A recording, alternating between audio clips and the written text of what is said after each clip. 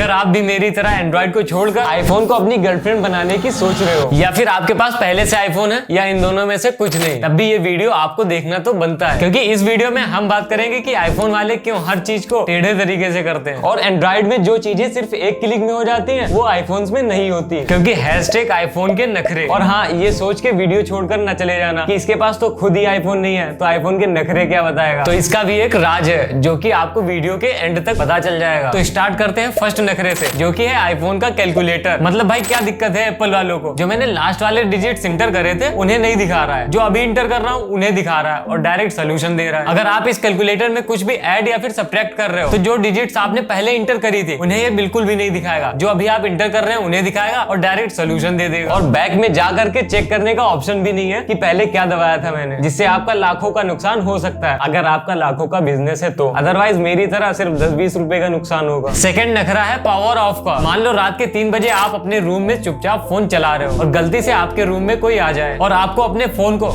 IPhone को switch off करना पड़ जाए, तो सबसे पहले आपको गूगल करना पड़ेगा कि how to switch off phone, मतलब आईफोन। देन गूगल आपको बताएगा कि किसी भी वॉल्यूम बटन को होल्ड करो और देन पावर बटन को दबाओ, उसके बाद आप अपने फोन को स्विच ऑफ कर पाओगे। मतलब इतना झंझट क्यों एप्पल। वैसे ये वॉल्यूम और पावर बटन वाला सिस्टम एंड्रॉइड में रिकवरी मोड में जाने के लिए यूज होता है, लेकिन आईफोन में स्विच ऑफ करने के लिए भाई मतलब अलग ही नखरे हैं यार आईफोन से। नेक्स्ट नखरा है ऑटो रोटेशन का, जो कि एंड्रॉइड में अपने आप होता रहता है, बट आईफोन में हर बार मैनुअली आपको टॉगल ऑन या फिर ऑफ करना पड़ेगा ऑटो रोटेशन के लिए, अदरवाइज रोटेट ही नहीं होगा।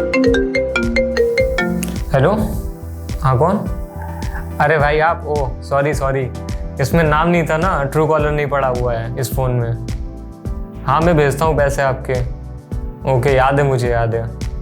मतलब कि नो ट्रू कॉलर भाई, आईफोन्स में नो ट्रू कॉलर। ना तो आप कॉल के डिटेल्स को निकाल पाओगे और ना उसे जान पाओगे उठाने से पहले, और आपको हर एक फोन को उठाना पड़ेगा, फिर चाहे वो क्रेडिट कार्ड का हो, बैंक लोन का हो, या फिर किसी भी दोस्त के उधारी के पैसे, या फिर रिश्तेदारों के फोन्स। ओके मतलब किसी का फोन रिसीव करने से पहले आप उसकी जन्म कुंडली के बारे में नहीं जान पाओगे। नेक्स्ट नखरा है डुअल एप्स का। एंड्रॉइड में तो सिंपली एक क्लिक से डुअल एप्स बन जाते हैं, जिससे आप मल्टीपल अकाउंट्स को यूज कर सकते हो। बट थैंक्स टू एप्पल, क्योंकि आईफोन में डुअल एप्स का कोई भी झंझट नहीं है, और अगर आपको डुअल एप्स यूज करने हैं तो आपको इनके ऐप स्टोर से पैरेलल स्पेस को डाउनलोड करना पड़ेगा, देन उसमें आप डुअल एप्स को यूज कर पाओगे। नेक्स्ट नखरा है फेस मास्क का। अगर आपके पास कोई भी आईफोन 12 के नीचे वाला मॉडल है तो उसमें आप मास्क पहन करके फोन को अनलॉक नहीं कर पाओगे, क्योंकि ये सिर्फ आईफोन 12 से इंप्लीमेंट हुआ है। शायद एप्पल वाले भी कोविड से होशियार हो गए थे, मतलब 12 के बाद इंप्लीमेंट कर। अदरवाइज कोविड के टाइम आप हाथों पर ग्लव्स पहने हुए हैं, चेहरे पे मास्क लगाए हुए हैं, और आपके पास है आईफोन 12 से नीचे वाला मॉडल, तो आप समझ सकते हैं कि उस वक्त आपको कोविड से बचना है या फिर मास्क उतार करके फोन को अनलॉक करना है। यहाँ पर पासकोड को कंसीडर नहीं कर रहे हम लोग, हैशटैग नखरे ओनली। नेक्स्ट बहुत ही इंपॉर्टेंट नखरा है आईफोन्स का, और वो है नोटिफिकेशन एरिया। तो इसमें प्रॉब्लम ये है कि मान लो आप पबजी खेल रहे हो या फिर किसी से वीडियो कॉल कर रहे हो, और अगर उस वक्त आपको कोई नोटिफिकेशन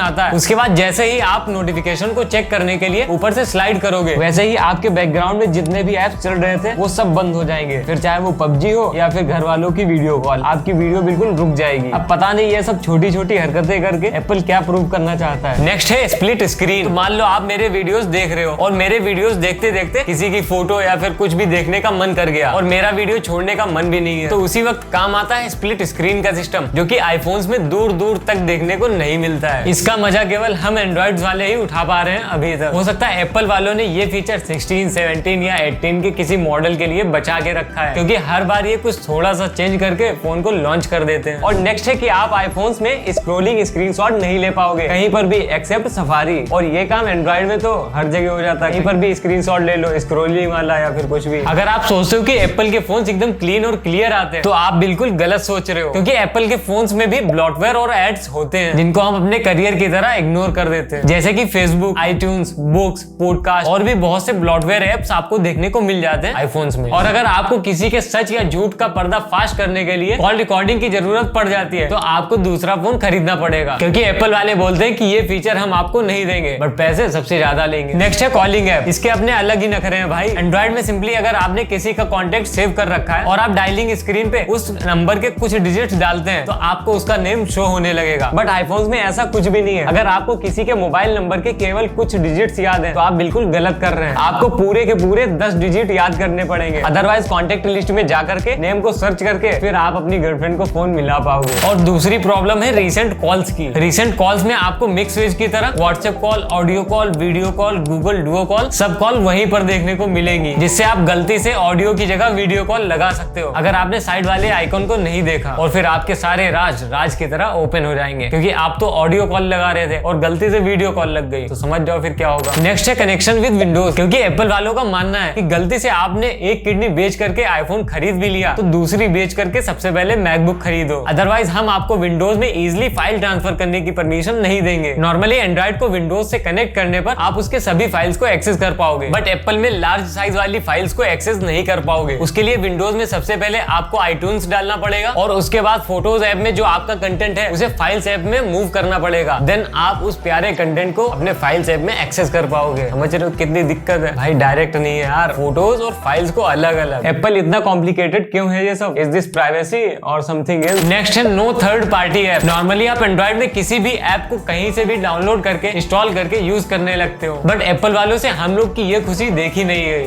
खुशी मतलब खुशी, तो एप्पल वालों ने ये खुशी भी हम लोग से छीन ली और आप आईफोन्स में कोई भी ऐप को कहीं से भी डाउनलोड करके यूज नहीं कर पाओगे। नॉर्मल यूज के लिए जो ऐप्स होते हैं वो आप ऐप स्टोर से डाउनलोड कर सकते हो, बट केवल कुछ लिमिटेड ऐप्स ही, और बाकी ऐप्स के लिए आपको पैसे देने पड़ सकते हैं। मतलब अब ऊपर वाले को तीसरी किडनी भी बनानी पड़ेगी हम लोग के अंदर। आईफोन्स में फोटोज और फाइल्स ऐप का संबंध बिल्कुल तेल और पानी के जैसा है, क्योंकि फोटोज ऐप वाले कंटेंट को आप फाइल्स ऐप में एक्सेस नहीं कर पाओगे। अगर आपको फोटोज ऐप का कंटेंट एक्सेस करना है तो सबसे पहले फोटोज वाले कंटेंट को फाइल में मूव करना पड़ेगा, देन आप फाइल्स में उसका एक्सेस कर पाओगे। और दूसरा, फोटोज ऐप में आपको सब कुछ देखने को मिलेगा, फिर चाहे वो किसी का भेजा हुआ मीम्स हो या फिर इंस्टाग्राम से डाउनलोड किए हुए वीडियोस या फिर रात के एसएस स्क्रीनशॉट, सब आपको यही फोटोज में ही मिलेगा। और इससे प्रॉब्लम ये है कि बाय चांस अगर आपको अपने कैमरे से रिकॉर्ड किया हुआ वीडियो या फिर फोटो चाहिए तो आपको पूरा ढूंढना पड़ेगा कि कहां पर वो वीडियो या फिर फोटो चली गई। और दूसरी प्रॉब्लम ये है कि अगर आपने किसी और की फोटो अपने सो कॉल्ड आईफोन से क्लिक करी और उस बंदे ने या फिर बंदी ने आपसे बोला कि फोटो दिखाना कैसी आई है, फिर उसके बाद अगर उसने गलती से आगे पीछे कर दिया स्क्रॉल, तो आपकी जिंदगी की कहानी भी आगे पीछे हो सकती है, क्योंकि उसमें इतना डेटा पड़ा होगा और वो कुछ भी देख लेगा। मतलब कुछ नहीं यार। अब आते हैं आईफोन के सबसे नखरे पे, और वो है वाईफाई ब्लूटूथ को बंद करना। नॉर्मली आप एंड्रॉइड में वाईफाई को ऑन ऑफ करने के लिए ऊपर से या फिर नीचे से स्वाइप करके वाईफाई को ऑन या फिर ऑफ कर देते हैं, या फिर ब्लूटूथ को भी। बट एप्पल में ऐसा कुछ नहीं है। अगर आपने ऊपर से स्वाइप करके वाईफाई या फिर ब्लूटूथ को बंद करा तो वो बंद नहीं होगा, वो सिर्फ उस टाइम की कनेक्टेड डिवाइस से डिस्कनेक्ट हो जाएगा। और मान लो आपने शाम को 9 बजे वाईफाई को बंद करा था कि कोई वीडियो कॉल करके मुझे डिस्टर्ब ना कर पाए, लेकिन नहीं, एप्पल वाले ऐसा नहीं होने देंगे और वो रात के 12 बजते ही दोबारा से वाईफाई को ऑन कर देंगे और वो इंटरनेट से कनेक्ट हो जाएगा। और फिर आपके ना चाहते हुए भी आपको वीडियो कॉल उठानी पड़ सकती है, आपके फ्रेंड की, गर्लफ्रेंड की या फिर किसी और की। और इसका सोल्यूशन एप्पल वाले बताते हैं कि अपनी सेटिंग को छोड़कर मेरे फोन की सेटिंग के खजाने में जाओ और वहां से वाईफाई और ब्लूटूथ को बंद करो, अदरवाइज मैं 12 बजते ही फिर से आ जाऊंगा अपने आप ब्लूटूथ या फिर वाईफाई को ऑन करने के लिए। मतलब ये क्या है एप्पल? कोई सेंस है इस बात का? क्या यार, डायरेक्ट नहीं बंद कर सकते थे? और भी आईफोन के बहुत से नखरे हैं जिनको मैं थोड़ा स्पीड में बताता हूँ। स्पीड मतलब स्पीड नहीं, थोड़ा फास्ट बताता हूँ। आईफोन के व्हाट्सएप में आप बहुत सारी फोटोज को एक साथ नहीं भेज सकते। सबसे पहले आपको एक फोटो को क्लिक करना पड़ेगा, फिर उसके साइड में एक प्लस आइकन दिखेगा, उस पर क्लिक करने के बाद आप मल्टीपल फोटोज को सिलेक्ट कर सकते हो, देन आपको मल्टीपल फोटो सेंड करने का ऑप्शन मिलेगा। दूसरा, अगर आप एंड्रॉइड से iOS पे आ रहे हो और व्हाट्सएप के बैकअप के बारे में सोच रहे हो तो आप बिल्कुल गलत सोच रहे हो। आप अपने व्हाट्सएप के डेटा को भूल जाओ, क्योंकि आईफोन वाले व्हाट्सएप के डेटा को बैकअप नहीं करते भाई। मतलब कुछ फर्क नहीं पड़ता यार इन लोग को। नेक्स्ट, आप जी ड्राइव से लार्ज फाइल्स को डाउनलोड नहीं कर सकते और आप आईफोन्स के साथ में बहुत ज्यादा छपरीगिरी नहीं कर सकते, मीन्स कि आप उसे कस्टमाइज नहीं कर सकते। और एप्पल वाले कोई ना कोई फीचर बचा करके रखते हैं नेक्स्ट अपकमिंग आईफोन्स के लिए, जैसे कि आईफोन 8 में आपको पोर्ट्रेट मोड देखने को नहीं मिला क्योंकि वो आईफोन X की प्रॉपर्टी थी, और आईफोन X में नाइट मोड देखने को नहीं मिला क्योंकि वो आईफोन 11 में आया था, और आईफोन 11 में डोल्बी विजन HDR सपोर्टेड नहीं था क्योंकि वो आईफोन 12 में आया था, और आईफोन 12 में सिनेमैटिक मोड नहीं था क्योंकि वो आईफोन 13 में आया था, और आईफोन 13 को क्रैश डिटेक्शन नहीं मिला क्योंकि वो आईफोन 14 में आया था, और आईफोन 14 को ऑलवेज ऑन डिस्प्ले देखने को नहीं मिला क्योंकि वो आईफोन 15 में आया था, और आईफोन 15 को AI के फीचर्स देखने को नहीं मिले क्योंकि वो आईफोन 16 में आने वाले हैं। समझे? तो ये थे आईफोन के कुछ नखरे मेरे पॉइंट ऑफ व्यू से, और हर नखरे का कुछ ना कुछ सोल्यूशन तो लोग निकाल ही लेते हैं, बट वो इतने ज्यादा एफिशिएंट नहीं होते। अब मेन क्वेश्चन आता है उन लोग के लिए जो सोच रहे थे कि भाई इसके पास तो खुद आईफोन नहीं है, तो ये वीडियो कैसे बनाएगा आईफोन पे। तो भाई अगर वीडियो के किसी भी पोर्शन में आपको आईफोन की कमी महसूस हुई तो नीचे कमेंट सेक्शन में बताओ एकदम दिल खोल करके, ओके। बाकी सब्सक्राइब वगैरह कर देना, क्योंकि आज हम पहुंच चुके 605 सब्सक्राइबर, और हो सकता है आप 606 वाले हो या फिर उससे ज्यादा। जब वीडियो अपलोड करूं तो उससे ज्यादा हो जाए। और हम सबको एक ना एक बार आईफोन को तो यूज करना ही चाहिए, क्योंकि एक ही तो लाइफ है, एक्सप्लोर करते रहो भाई। और आईफोन में बहुत सी अच्छी बातें भी हैं जो एंड्रॉइड में नहीं है। #LoyalGirlfriend उसकी भी वीडियो आने वाली है इसी मंथ में, तो सब्सक्राइब करके जाना, ओके। और अगर आईफोन 16 में आने वाले AI फीचर्स के बारे में जानना है तो ये वाली वीडियो देख लो, या फिर मेरी दूसरी किडनी मैकबुक के बारे में जानना है तो ये वाली वीडियो देख लो। चलो मिलता हूँ फिर इस वाली या फिर इस वाली वीडियो में, ओके। सब्सक्राइब करके जाना, बहुत टाइम और मेहनत लगता है एक वीडियो बनाने में, आपको तो सिर्फ दबाना ही है एक बटन रेड वाले को।